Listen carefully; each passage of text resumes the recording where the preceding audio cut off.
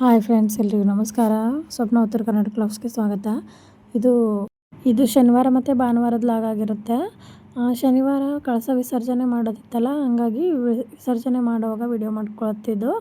ನಾನು ಬೆಳಗ್ಗೆ ಎದ್ದು ಮುಖನ ತೊಳ್ಕೊಂಡ್ಬಿಟ್ಟು, ಕಸನೂ ಗುಡಿಸಲ್ಲ ಮನೆಯದ್ದು, ಮುಖನೂ ತೊಳ್ಕೊಂಡ್ಬಿಟ್ಟು ದೀಪ ಹಚ್ಚಿ ಊದಿನ ಕಡ್ಡಿ ಬೆಳಗ್ಬಿಟ್ಟು ಕಳಸ ವಿಸರ್ಜನೆ ಮಾಡ್ತೀವಿ. ನಮ್ಮ ಸೈಡೆಲ್ಲ ಲಕ್ಷ್ಮೀ ಪೂಜೆ ಮಾಡಿದಾಗ ಇದೇ ರೀತಿಯೇ ಮಾಡೋದು. ಕಸನೂ ಗುಡಿಸಲ್ಲ, ಕಸ ಏನು ಗುಡಿಸ್ತೇನೆ. ಬೆಳಗ್ಗೆ ಎದ್ದು ಮುಖ ಎಲ್ಲ ತೊಳ್ಕೊಂಡು ಬಂದು ದೀಪ ಹಚ್ಚಿ ಊದಿನ ಕಡ್ಡಿ ಬೆಳಗಿ ಅವಳಿಗೆ ಕೆಂಪಾರತಿ ಮಾಡಿ ವಿಸರ್ಜನೆ ಮಾಡಬೇಕು. ಕೆಂಪಾರತಿನ ರಾತ್ರಿನೇ ಮಾಡಿಬಿಟ್ಟೆ, ಎಲ್ಲ ಮುಗಿದಾದ್ಮೇಲೆ ಎಲ್ಲರೂ ಹೋದ್ಮೇಲೆ ಕೆಂಪಾರತಿ ಮಾಡಿ ಆರತಿ ಮಾಡಿ ಇಳಿದಿದ್ದೆ ರಾತ್ರಿನೇ. ಹಾಗಾಗಿ ಇವಾಗ ಬೆಳಗ್ಗೆ ಎದ್ದು ದೀಪ ಹಚ್ಬಿಟ್ಟು ಊದಿನ ಕಡ್ಡಿ ಹಚ್ಚಿ ಕಳಸ ವಿಸರ್ಜನೆ ಮಾಡಬೇಕು ಅಂತ ತಯಾರಿ ಮಾಡ್ಕೋತಾ ಇದ್ವಿ. ಬೆಳಗ್ಗೆ ಲೇಟಾಗೇ ಎದ್ವಿ, ಯಾಕಂದರೆ ಪೂಜೆ ಮಾಡಿ ಎಲ್ಲ ಹಿಂದಿನ ದಿನ ನಿದ್ದೆನೇ ಇರಲಿಲ್ಲ. ಹಾಗಾಗಿ ಲೇಟಾಗೇ ಎದ್ವಿ. ಬೆಳಗ್ಗೆ ಹೆಂಗೂ 4:15 ತನಕ ಹುಣ್ಣಿಮೆ ಇತ್ತು ಅಂತೆ. ಹಾಗಾಗಿ ಇದು ಶುಕ್ರವಾರ 4:15ಕ್ಕೆ ಸ್ಟಾರ್ಟ್ ಆಗಿದ್ದು, ಶನಿವಾರ 4:15ಗೆ ಮುಗಿತೈತಿ ಅಂತಂದಿದ್ರು. ಹಾಗಾಗಿ ನಾವು ಕೇಳಿದ್ವಿ. ಅದು ಕೇಳಿದಾಗ 11 ಗಂಟೆಗೂ ಇಳಿಸಿದ್ರೆ ನಡೆಯುತ್ತೆ ಅಂತ ಅಂದರು ಪೂಜೆದು. ಹಾಗಾಗಿ ಬೆಳಗ್ಗೆ 12 ಗಂಟೆಗೆ ನಾನು ವಿಸರ್ಜನೆ ಮಾಡಿದೆ. ನಾವು ಇದೇ ರೀತಿಯೇ ಮಾಡೋದು ಊರಲ್ಲಿ. ಲಕ್ಷ್ಮೀ ಪೂಜೆ, ದೀಪಾವಳಿದು ಲಕ್ಷ್ಮೀ ಪೂಜೆ ಮಾಡ್ತಾರೆ, ಆವಾಗೂ ಕೂಡ ಇದೇ ರೀತಿಯೇ ಮಾಡೋದು. ಎಡಿನ ತೆಗೆದ್ಬಿಟ್ಟು ಸಕ್ಕರೆ ಎಡೆ ಹಿಡಿದ್ಬಿಟ್ಟು ತೆಗಿತಾ ಇದ್ದೀನಿ. ಸಕ್ಕರೆ ಇರಲಿಲ್ಲ ಅಂದರೆ ಏನಾದರೂ ಒಂದು ಸ್ವೀಟ್ ಮಾಡಿಬಿಟ್ಟು ಎಡೆ ಮಾಡಿ ತೆಗಿಬೋದು. ನಾನು ಇಲ್ಲಿ ಸಕ್ಕರೆ ಅಷ್ಟೇ ಎಡೆ ಹಿಡಿದ್ಬಿಟ್ಟು ಪೂಜೆನ ವಿಸರ್ಜನೆ ಮಾಡ್ತಾಯಿದ್ದೀನಿ. ಇವಾಗ ನೋಡಿರಿ, ನಾನು ಮುಖ ಎಲ್ಲ ತೊಳ್ಕೊಂಡು ಬಂದು ದೀಪ ಹಚ್ಚಿ ಊದಿನ ಕಡ್ಡಿ ಬೆಳಗ್ಗೆ ತೆಗಿತಾ ಇದ್ದೀನಿ. ಒಂದೊಂದಾಗಿ ದೀಪ ಹಚ್ಚಿ ಊದಿನ ಕಡ್ಡಿ ಹಚ್ತಾ ಇದ್ದೀನಿ. ಇವಾಗ ಹಾಗೆ ಇದು ವಿಸರ್ಜನೆ ಮಾಡಬೇಕು ಅಂದರು. ಅವತ್ತಿನ ದಿನವೇ ನೀವು ರಾತ್ರಿ ಮಾಡೋಕ್ಕೆ ಬರೋಂಗಿಲ್ಲ. ನಾನು ಯಾವಾಗಲೂ ನೋಡ್ಕೊಂಡು ಬಂದಿರೋದು, ಮಾಡ್ಕೊತ ಬಂದಿರೋದು ಅಂದರೆ ಮರುದಿನವೇ ತೆಗ್ದಿರೋದು. ಯಾರೇ ಆಗಲಿ ಅವತ್ತಿನ ದಿನ ಅಂದರೆ ಏನಾದರೂ ಮನೆಯಲ್ಲಿ ಅಷ್ಟು ಮಾಡೋಕ್ಕಾಗಲ್ಲ. ಬೆಳಗ್ಗೆ ಎದ್ದು ಎಲ್ಲ ಕೆಲಸ ಭಾಳ ಐತಿ, ಇಲ್ಲ ಏನೋ ಎಮರ್ಜೆನ್ಸಿ ಐತಿ ಅಂತಂದರೆ ಅವತ್ತೇ ತೆಗಿಬೋದಂತೆ. ಪೂಜೆದು ಮಾಡಿರೋದನ್ನು ಅವಾಗೇ ವಿಸರ್ಜನೆ ಮಾಡ್ಬೋದಂತೆ. ನಾನು ಏನಿರಲಿಲ್ಲ ನಮ್ಮದು, ಹಂಗಾಗಿ ಇಟ್ಟರು 3 ದಿನ ಇಡಬೇಕು ಅಂತ ಅಂದಿದ್ರು. ಯಾಕಂದರೆ ಮರುದಿನನೇ ಹುಣ್ಣಿಮೆ ಬಂದಿತ್ತಲ್ಲ, ನೂಲು ಹುಣ್ಣಿಮೆ.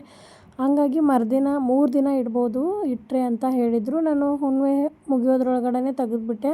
ಸಾಯಂಕಾಲ ತೆಗಿಬೇಕು, ಇಲ್ಲಾಂದರೆ ಮಧ್ಯಾಹ್ನ ತೆಗಿಬೇಕು, ಹಂಗೇನು ಇರಲಿಲ್ಲ. ಅನುಕೂಲ ಆದಂಗೆ ಮಾಡ್ಕೊಂಡ್ಬಿಟ್ಟು ತಕ್ಕೊಂಡಿದ್ದೀನಿ. ನಾನು ಕೇಳಿದೆ, ಅದನ್ನು ಕೂಡ ಕೇಳೋದಾದ್ಮೇಲೆ 11 ಗಂಟೆ 11:15ಕ್ಕೆ ತೆಗಿಬೋದು ಅಂತ ಹೇಳಿದರು. ಹಂಗಾಗಿ ನಾನು ವಿಸರ್ಜನೆ ಮಾಡೋಕ್ಕಂತ ನಾನು ಬೆಳಗ್ಗೆನೇ ಮಾಡ್ಕೊಂಡ್ಬಿಟ್ಟೆ ಎಲ್ಲ. ಇವಾಗ ನೋಡಿ ದೀಪ ಅದನ್ನ ಹಚ್ಚಿ, ನನ್ನ ಮಗಳೂ ಬೆಳಗ್ಗೆ ಎದ್ಮೇಲೆ ಅವಳಿಗೆ ಒಂದು ಸ್ವಲ್ಪ ಏನಾದರೂ ತಿನ್ನಿಸಿ ಕೆಲಸ ಮಾಡೋಕ್ಕೆ ಬಿಡ್ತಾಳೆ. ಇಲ್ಲಾಂದರೆ ಅವಳಿಗೆ ತಿನ್ನಿಸಿದ್ದಾದ್ಮೇಲೆ ತಿನ್ನಿಸ್ಲಿಲ್ಲ ಹಾಗೆ ನಾವು ಕೆಲಸ ಮಾಡತ್ತೀವಿ ಅಂತಂದರೆ ಕೆಲಸ ಮಾಡೋಕ್ಕೂ ಬಿಡಲ್ಲ. ಅವಳನ್ನ ಕರ್ಕೊಂಡ್ಬಿಟ್ಟು ಹೆಂಗೋ ಏನೋ ಮಾಡ್ಕೊಂಡ್ವಿ. ನಾನು ನಮ್ಮ ಮಮ್ಮಿ, ನಮ್ಮ ಯಜಮಾನ್ರು ಫಸ್ಟ್ ಶಿಫ್ಟ್ ಇತ್ತು, ಹಂಗಾಗಿ ಅವ್ರು ಡ್ಯೂಟಿಗೆ ಬೇರೆ ಹೋಗಿದ್ರು. ನನ್ನ ಮಗಳನ್ನ ಕರ್ಕೊಂಡ್ಬಿಟ್ಟು ನಾನು ನಮ್ಮ ಮಮ್ಮಿ ಕೂಡ ತೆಗೆದ್ವಿ. ಇಷ್ಟು ದೀಪ ಹಚ್ಚಿ ಊದಿನ ಕಡ್ಡಿ ಹಚ್ಚಿ ಒಂದೊಂದೇ ಎಡೆ ಅದೇನೇನು ಇಟ್ಟಿರ್ತೀವಲ್ಲ ಮುಂದೆ ಅದನ್ನೆಲ್ಲ ತೆಗಿತಾ ಇದ್ದೀನಿ. ಒಬ್ಬೊಬ್ಬರ ಕಡೆ ಒಂದೊಂದು ಥರ ಪದ್ಧತಿಯಿಂದ ಮಾಡ್ತಾರೆ, ನಮ್ಮ ಕಡೆ ಎಲ್ಲ ಇದೇ ರೀತಿಯೇ ಮಾಡೋದು. ಹಾಗಾಗಿ ಬೆಳಗ್ಗೆ ಎದ್ದು ತೆಗಿತಾ ಇದ್ದೀನಿ. ಒಬ್ಬೊಬ್ಬರು ಸಾಯಂಕಾಲನೂ ತೆಗಿತಾರೆ, ಅಂದರೆ ಹುಣ್ಣಿಮೆ ಮುಗಿದಾದ್ಮೇಲೆನೂ ತೆಗಿಬೋದು. ನಾನು ಕೇಳಿದ್ನೆಲ್ಲ ಅಷ್ಟೊಂದು ತಲೆ ಕೆಡಿಸ್ಕೊಳಕ್ಕೆ ಹೋಗಲಿಲ್ಲ.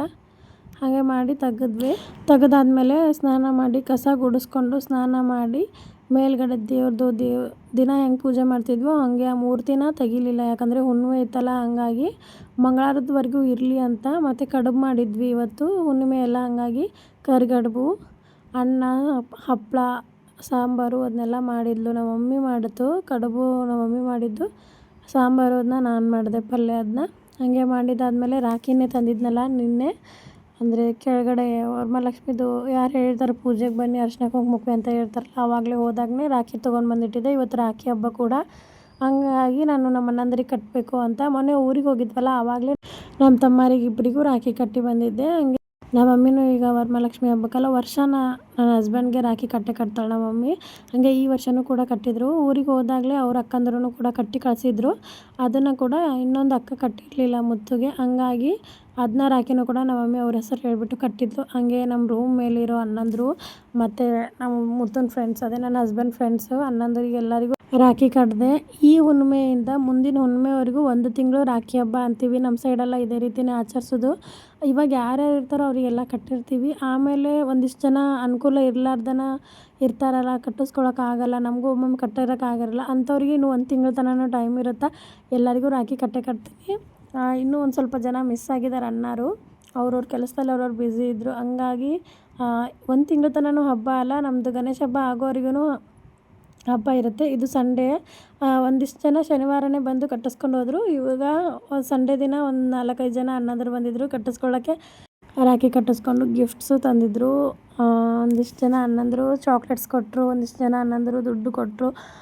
ಅವ್ರವ್ರದ್ದು ಖುಷಿಗೆ ಅವ್ರವ್ರಿಗೆ ಏನಾಗುತ್ತೋ ಅದನ್ನು ಕೊಟ್ಟರು. ನನಗಂತೂ ಫುಲ್ ಖುಷಿಯಾಗಿತ್ತು. ಇದು ಸಂಡೇ ದಿನದ ಲಾಗು. ಹಾಗೆ ನಮ್ಮ ಅಣ್ಣನ ಲೆಟ್ರ್ ಬರೆದು ಕೊಟ್ಟಿದ್ದ, ರಾಖಿನ ಕಟ್ಟಿಸ್ಕೊಂಡು ಲೆಟ್ರ್ ಬರೆದು ಚಾಕ್ಲೇಟ್ ಡಬ್ಬಿ ಮೇಲೆ ಇಟ್ಟು ಬರೆದು ಕೊಟ್ಟಿತ್ತು. ತುಂಬ ಅಂದರೆ ತುಂಬ ಖುಷಿಯಾಯಿತು. ಹಾಗೆ ನಮ್ಮದು ಸೀಮಂತ ಇತ್ತು ಅಣ್ಣಂದು, ನಮ್ಮ ಅಣ್ಣ ಆಗಬೇಕು, ಅಣ್ಣಂದು ಸೀಮಂತ ಇತ್ತು. ಹಂಗಾಗಿ ಸೀಮಂತಕ್ಕೆ ಹೋಗಿದ್ವಿ. ಸೀಮಂತ ಮಾಡಿದ್ರು. ಟೈಮ್ ಬೇರೆ ಅಂದರೆ ಮಳೆ ಇತ್ತು, ಜಾಸ್ತಿ ಅಂದರೆ ಜಾಸ್ತಿ ಮಳೆ ಇತ್ತು. ಅದು ಹೆಂಗೆ ಬಂದಿದ್ವಿ ಲೇಟಾಗಿ ಬೇರೆ ಬಂದುಬಿಟ್ಟಿದ್ವಿ. ಮಳೆ ಇರೋದ್ರಿಂದ ಫುಲ್ ಮಳೆ ಇತ್ತು. ಒಂದಿನ ಸಂಡೇ ಫುಲ್ ಮಳೆ ಆಗಿತ್ತು.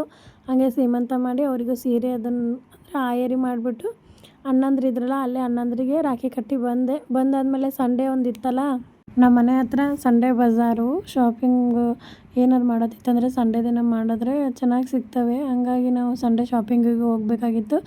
ನನ್ನ ಮಗಳು ಈ ವರ್ಷದಿಂದ ರಾಖಿ ಕಟ್ಟಂಗಾದ್ಲು ತಮ್ಮಂಗೆ. ಅಲ್ಲಿ ಹೋಗಿ ರಾಖಿ ಕಟ್ಟಿದ್ಲು. ಅವಳಿಗೆ ಲಂಗಾದವನು ಇದು ಸೀರೆದು ಹೊಲಿಸಿದ್ನಲ್ಲ, ಹಿಂದಿನ ಲಾಗಲ್ಲಿ ಹಾಕಿದ್ದೀನಿ. ಹೇಗಾಗಿದೆ ನೋಡಿ ಹೇಳಿ ನನ್ನ ಮಗಳಿಗೆ. ಇದನ್ನ ನನ್ನ ಮಗಳಿಗೆ ರಾಖಿ ಹಬ್ಬದ ದಿನ ಹಾಕಿದ್ದೆ. ಶನಿವಾರ ಹಾಕಿಲ್ಲ, ಸಂಡೇ ಹಾಕಿದ್ದು. ಹಾಕಿಸ್ಕೊಳ್ಳೋ ಎಲ್ಲ ಹಬ್ಬಕ್ಕಂತ ಹೊಲಿಸಿದ್ದೆ. ಬಟ್ ಅವಳು ವರಮಹಾಲಕ್ಷ್ಮಿಗೆ ಉಟ್ಕೊಳ್ಳಿಲ್ಲ, ರಾಖಿ ಹಬ್ಬದ ದಿನಾನೇ ಉಟ್ಕೊಂಡ್ಳು. ತಮ್ಮಂಗೆ ರಾಖಿ ಕಟ್ಟಕ್ಕೆ ಹೋಗೋಣ ಬಾ ಅಂದ್ರೆ ಹ್ಞೂ ಅಂತ ಕಟ್ತೀನಿ ಮಮ್ಮಿ ಅಂತ ಬಂದು ಕಟ್ತಾ ಇದ್ದಾಳೆ. ಅದು ಏನು ಎಲ್ಲರಿಗೂ ಕಟ್ಟಿದ್ದೀನಲ್ಲ, ಹಾಗಾಗಿ ಅವಳು ಕುಂಕುಮ ಹಚ್ಚಿ ರಾಖಿ ಕಟ್ಟಬೇಕು ಅಂತ ಕುಂಕುಮ ಅಂತ ಕೇಳಿದ್ಲು. ತೊಗೊಂಡು ಬಂದು ಕೊಟ್ಟರು. ಕುಂಕುಮ ಹಚ್ಚಿ ರಾಖಿ ಕಟ್ಟಿ ತಮ್ಮಂಗೆ ಚಾಕ್ಲೇಟ್ ಕೊಟ್ಟಳು. ಅವರು ಕೂಡ ಚಾಕ್ಲೇಟ್ ಕೊಟ್ಟರು. ಅದನ್ನ ತಿನ್ಕೊಂಡು ಮನೆಗೆ ಬಂದ್ವಿ. ಒಂಥರ ಖುಷಿ ಅನ್ನಿಸ್ಬಿಡ್ತು. ನನ್ನ ಮಗಳು ಕೂಡ ರಾಖಿ ಕಟ್ಟಂಗಾಗಿದ್ದಾಳೆ ತಮ್ಮಂಗೆ ಅಂತ. ಆಕಿನೂ ರಾಖಿ ಕಟ್ಟಿ ಪಪ್ಪಿ ಕೊಟ್ಟಳು, ಅವನು ಪಪ್ಪಿ ಕೊಟ್ಟು. ಚಿಕ್ಕ ಮಕ್ಕಳು ನೋಡೋಕ್ಕೆ ಚೆಂದ ಅಲ್ಲ. ಮನೆಗೆ ಬಂದ್ವಿ. ಮನೆಗೆ ಬಂದಾದಮೇಲೆ ನಮ್ಮ ಅಣ್ಣನೂ ಬಂತು, ಅವನಿಗೂ ಕೂಡ ರಾಖಿ ಕಟ್ಟಿದೆ. ನಮ್ಮ ಮಮ್ಮಿನೂ ಊರಿಗೆ ಹೋಗ್ಬೇಕಾದ್ರೆ ನಮ್ಮ ತಮ್ಮರು ಒಂದು ಸ್ವಲ್ಪ ಹೇಳಿದರು, ಅದನ್ನ ಕೊಟ್ಟು ಕಳಿಸ್ಬೇಕಾಗಿತ್ತು. ಅವ್ರಿಗೆ ಬಟ್ಟೆ ಬ್ಯಾಗ್ ಬೇಕಿತ್ತು ನಮ್ಮ ಸಣ್ಣ ತಮ್ಮಂಗೆ. ಹಂಗಾಗಿ ಬ್ಯಾಗ್ ಅದನ್ನ ತೊಗೊಂಡ್ವಿ. ನಮ್ಮ ಮಮ್ಮಿಗೆ ಒಂದು ಡ್ರೆಸ್ ಕೊಡಿಸ್ದೆ. ನಾನು ಕೂಡ ಇದೇ ರೀತಿಯೇ ಡ್ರೆಸ್ ತೊಗೊಂಡಿದ್ದೀನಿ. ಚೆನ್ನಾಗಿ ಅನ್ನಿಸ್ತು. ನಮ್ಮ ಮಮ್ಮಿಗೂ ಹಾಕಿಸ್ಬೇಕಂತ ಅನ್ನಿಸ್ತು ಈ ಡ್ರೆಸ್ ಹಾಕ್ತಾಳೆ ನಮ್ಮ ಮಮ್ಮಿ. ಹಂಗಾಗಿ ಈ ಡ್ರೆಸ್ಸು ನಮ್ಮ ಮಮ್ಮಿಗೆ ತೊಗೊಂಡೆ. ನನಗೆ ಇದೇ ಥರ ಪ್ಯಾಟರ್ನಲ್ಲಿ ಹುಡುಕಿದ್ದೆ, ಬಟ್ ನನಗೆ ಸಿಗಲಿಲ್ಲ. ನಮ್ಮ ಮಮ್ಮಿಗೆ ಸಿಕ್ತು. ನನ್ನ ಸೈಜ್ ಇರಲಿಲ್ಲ, ನಮ್ಮ ಮಮ್ಮಿ ಸೈಜ್ ಇತ್ತು. ಹಾಗೆ ತೊಗೊಂಡು ಬಂದ್ವಿ. ನಮ್ಮ ತಮ್ಮಂಗೆ ಬ್ಯಾಗ್ ಅದನ್ನ ತೊಗೊಂಡ್ವಿ. ಇದು ಚೆನ್ನಾಗಿತ್ತು, ಸಟ್ಟಿದೆ ಇದು. ಸಟ್ಟೆ ಎಷ್ಟು 700. ಚೆನ್ನಾಗಿತ್ತು, ಕ್ವಾಲಿಟಿ ಬೇರೆ ಚೆನ್ನಾಗಿತ್ತು. ಇಲ್ಲೇ ಹೆಬ್ಗೋಡಿಲ್ಲ ಅಂದರೆ ನಾವಿರೋ ಏರಿಯಾದಲ್ಲೇ ತೊಗೊಂಡಿರೋದು. ಮತ್ತು ನಮ್ಮ ಮಮ್ಮಿಗೆ ಪರ್ಸು ಅದು ಬೇಕಾಗಿತ್ತು. ಹಂಗಾಗಿ ಚಿಕ್ಕ ಪರ್ಸೊಂದು ದೊಡ್ಡ ಪರ್ಸೊಂದು ತೊಗೊಂಡು ಬಂದ್ವಿ. ಇದು ಜಾಸ್ತಿ ಏನಿಲ್ಲ, 100 ರೂಪಾಯಿಗೆ ಒಂದು ಪರ್ಸು. ಅದು ಒಂದು 80 ರೂಪೀಸ್ ಒಂದು ಪರ್ಸು ಚಿಕ್ಕದು ತೊಗೊಂಡ್ವಿ. ಆಮೇಲೆ ನಮ್ಮ ತಮ್ಮಂಗೆ ಪ್ಯಾಂಟ್ ಬೇಕಿತ್ತು, ಇದು 3/4. ಅದೊಂದು 2 ಜೊತೆ ತೊಗೊಂಡು ಬಂದ್ವಿ. ಅದಾದಮೇಲೆ ನಮ್ಮ ಮಮ್ಮಿ ಡ್ರೆಸ್ ಆಯಿತು. ಸೀರೆನೂ ಮಮ್ಮಿ ಸೀರೆ ತೊಗೋ ಅಂತ ಅಂದೆ, ನಮ್ಮ ಮಮ್ಮಿ ತೊಗೊಳ್ಳಿಲ್ಲ. ಬೇಡ ಈಗ ಮತ್ತೆ ಮುಂದೆ ಮಾಡೋಣ ಅಂತ ಅಂದ್ಕೊಂಡು ನಾನು ಸೀರೆ ಏನು ತೊಗೊಂಬರಕ್ಕೆ ಹೋಗಲಿಲ್ಲ, ಡ್ರೆಸ್ಸೇ ತೊಗೊಂಡು ಬಂದೆ. ಆಮೇಲೆ ನಮ್ಮ ತಮ್ಮಂದಿರಿಗೂ ಕೊಟ್ಟು ಕಳಿಸ್ದೆ. ಆಮೇಲೆ ನನ್ನ ಮಗಳಿಗೂ ಪರ್ಸ್ ನೋಡಿದ ತಕ್ಷಣ ಪರ್ಸು ಅದರ ಪಯ್ಯ ಇಡ್ತೀನಿ ಅಂತ ತೊಗೊಂಡು ಹೋಗ್ತಾಳೆ. ಈಗ ನಮ್ಮ ಮಮ್ಮಿ ಡ್ರೆಸ್ ತೋರಿಸಿದ್ನಲ್ಲ, ಅದ್ರ ಮ್ಯಾಚಿಂಗ ವೇಲ್ ತೊಗೊಂಡ್ಲು ನಮ್ಮ ಮಮ್ಮಿ. ಆಮೇಲೆ ಇದು ಬ್ಯಾಗ್ ತೊಗೊಂಡು ಬಂದ್ವಿ. ಇದು ಇವಾಗ ಎಲ್ಲಾದರೂ ಟ್ರಿಪ್ ಹೋಗಬೇಕಾದ್ರೆ ಈ ಥರ ಬ್ಯಾಗ್ ಇದ್ದರೆ ಫುಲ್ ಇದು ಆಗಿರುತ್ತೆ, ಸೇಫ್ಟಿನೂ ಇರುತ್ತೆ ಅಂದ್ಕೊಂಡು ನಮ್ಮ ತಮ್ಮ ಬ್ಯಾಗ್ ಅನ್ನತ್ತ ಭಾಳ ದಿನ ಆಗಿತ್ತು. ಹಂಗಾಗಿ ಈ ಬ್ಯಾಗ್ ತೊಗೊಂಡು ಬಂದ್ವಿ ಹೊಸದು. ಇದೆಷ್ಟು 500 ಬಿತ್ತು.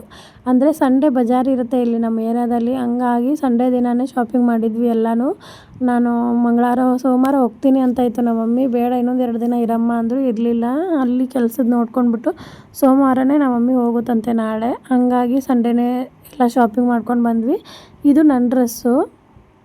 ನಮ್ಮ ಮಮ್ಮಿದು ನಂದು ಸೇಮ್ ಐತಿ. ಕಲರ್ ನಂದು ಒಂದು ಸ್ವಲ್ಪ ಡಾರ್ಕು, ನಮ್ಮ ಮಮ್ಮಿದು ಒಂದು ಸ್ವಲ್ಪ ಲೈಟ್ ಆಗುತ್ತೆ ಅಷ್ಟೇ. ಅದು ಕಾಲರ್ ಒಂದು ನಂದಿದೆ, ನಮ್ಮ ಮಮ್ಮಿದು ಕಾಲರ್ ಇಲ್ಲ. ಈ ರೀತಿ ಇದೆ. ಚೆನ್ನಾಗಿತ್ತು ಸಟ್ಟು. ಕಲರ್ ಕೂಡ ಚೆನ್ನಾಗಿತ್ತು, ಕ್ವಾಲಿಟಿನೂ ಚೆನ್ನಾಗಿತ್ತು. ಅಲ್ಲಿ ಡ್ರೆಸ್ ತೊಗೊಂಡಿದ್ದೆ, ಚೆನ್ನಾಗಿ ಬಂದಿತ್ತು ಕ್ವಾಲಿಟಿ. ಹಂಗಾಗಿ ಅಲ್ಲೇ ತೊಗೊಂಡು ಬಂದ್ವಿ ನಮ್ಮ ಮಮ್ಮಿಗೂ ನನಗೂ. ಇದು ನೋಡಿದ್ದು ಪ್ಯಾಂಟು, ಅದು ಟಾಪು, ಸಟ್ಟು. ಇದು ನಮ್ಮ ಮಮ್ಮಿದೊಂದು ಜೊತೆ, ನಂದೊಂದು ಜೊತೆ. ಆಮೇಲೆ ನಮ್ಮ ಮಮ್ಮಿ ಬ್ಯಾಗೆಲ್ಲ ಪ್ಯಾಕ್ ಮಾಡಿಟ್ರು ಇವತ್ತೇ ಸಾಯಂಕಾಲನೇ ನೈಟು, ನಾಳೆ ಏನೂ ಆಗಲ್ಲ ಅಂತ. ಆಮೇಲೆ ನಾವು ಒಂದು 2 ಹೆಲ್ಮೆಟ್ ತೊಗೊಂಡಿದ್ವಿ, ಒಂದು ಎಕ್ಸ್ಟ್ರಾ ತೊಗೊಂಡಿದ್ವಿ. ಅದನ್ನ ನಮ್ಮ ಅಪ್ಪಂಗೆ ಕೊಟ್ಟು ಕಳಿಸ್ಬೇಕು ಅಂತ ಇಟ್ಟಿದ್ರು ನಮ್ಮ ಯಜಮಾನ್ರು, ಅವ್ರಿಗೂ ಕೊಟ್ವಿ. ಆಮೇಲೆ ಕೆಳಗಡೆ ಹೋಗಿ ಹಂಗೆ ಬಜಾರ್ಗೆ ಹೋಗಿ ಸುತ್ತಾಡ್ಕೊಂಡು ಬಂದ್ವಿ. ನನ್ನ ಮಗಳಿಗೆ ರಾಧಾ ಮಾಡಬೇಕು ಅಂತ ರಾಧಾದು ಸೆಟ್ ಬರುತ್ತಲ್ಲ ಸರ ಅದನ್ನು ತೊಗೊಂಡು ಬರೋಕ್ಕೆ ಅಂತ ಹೋಗಿ ರಾಧಾನ ಸೆಟ್ಟೋದನ್ನ ತೊಗೊಂಡು ಮನೆಗೆ ಬಂದ್ವಿ. ಸಾಯಂಕಾಲ ಒಂದು ಸ್ವಲ್ಪ ಅಡ್ಡಾಡ್ಕೊಂಡು ಬಂದ್ವಿ. ಗಾಡಿ ಮೇಲೆ ಹೋಗಿದ್ವಿ 3 ಜನನೂ. ಇಲ್ಲೇ ಅಡ್ಡಾಡ್ಕೊಂಡು ಬಂದ್ವಿ. ಅದಾದಮೇಲೆ ಮನೆಗೆ ಬಂದಾದ್ಮೇಲೆ ನನ್ನ ಸಮ್ಮು ಅಂತರು ಅಂದರೆ ನನ್ನ ಮಗಳಿಗೆ ಡ್ಯಾನ್ಸ್ ಫುಲ್ ಕ್ರೇಜ್ ಐತಿ. ಹಂಗಾಗಿ ಅವಳು ಡ್ಯಾನ್ಸ್ ಮಾಡೋಕ್ಕೆ ಅದು ಬ್ಯಾಂಗಲ್ ಬಂಗಾರಿ ಸಾಂಗಿಗೆ ಅವಳೇ ಹಾಡನ್ನು ಅರ್ಥ ಮಾಡಿಕೊಂಡು ಸ್ಟೆಪ್ ಹಾಕಿ ತಾನೇ ಕಲ್ತಿರೋದು. ನಾವು ಏನೂ ಕಲಿಸಿಲ್ಲ. ಚೆನ್ನಾಗಿ ಮಾಡ್ತಾಳೆ. ಒಂಥರ ಚೆಂದ ಅಲ್ಲ ಮಕ್ಕಳ ಮನೇಲಿ ಈ ರೀತಿ ಆ್ಯಕ್ಟಿವ್ ಆಗಿ ಡ್ಯಾನ್ಸು ಅದು ಇದು ಅಂತ ಮಾತಾಡ್ತಾ ಇದ್ರೇ ಚೆಂದ. ಹಾಗೆ ನನ್ನ ಮಗಳು ಕೂಡ ಈ ಬ್ಯಾಂಗಲ್ ಬಂಗಾರಿ ಸಾಂಗಿಗಂದ್ರೆ ಫುಲ್ ಫಿದಾಗ್ಯಾಳ. ಶಾರ್ಟ್ಸ್ ಒಳಗೆ ಹಾಕಿದ್ದೀನಿ ನನ್ನ ಮಗಳು ಡ್ಯಾನ್ಸ್ ಮಾಡಿರೋದು ನೋಡಿರ್ಬೋದು ನೀವು. ಹಿಂಗೆ ಡ್ಯಾನ್ಸ್ ಮಾಡ್ತಾಯಿದ್ಲು ಅವತ್ತು ನೈಟು. ನಮ್ಮ ದಿನ ಶನಿವಾರ ಮತ್ತು ರವಿವಾರದ್ದು ರಾಖಿ ಹಬ್ಬ ಈ ರೀತಿ ಇತ್ತು. ನನ್ನ ಚಾನಲ್ನ ಹೀಗೆ ನೋಡ್ತಾಯಿರಿ, ಸಪೋರ್ಟ್ ಮಾಡಿರಿ. Thank you for watching.